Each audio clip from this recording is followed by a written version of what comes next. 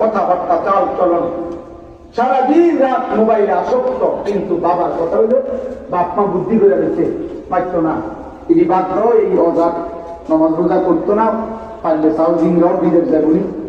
হ্যাঁ, এ হাত দরকার, টাকার দরকার, কও ভাই বিদেশ যাবনি, আন্নাকে কাম করবো নি বা দোয়ান দোয়ান মেরে দিতাম নি। তার মানে উনি বুঝছে এবার যে আমার আখেরাত দরকার নেই, আমার খুদের আখেরাত দরকার নেই, নগদ যদি তাই দিয়ে কিছু পয়সা কামাইতে নি তো খালাস। একজন মুসলমান মা বাবার স্বপ্ন এটা কোনোদিনও হইতে পারে।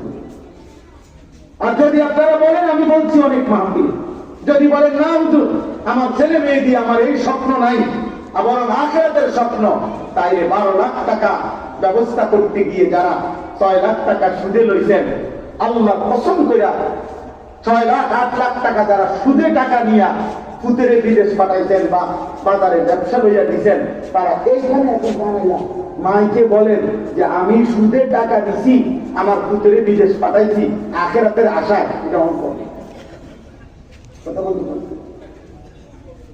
বল,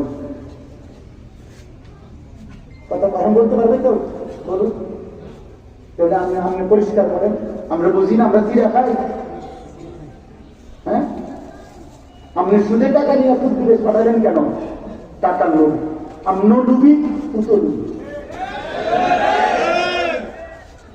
না তো বলে দেন দাঁড়াই এখন এখন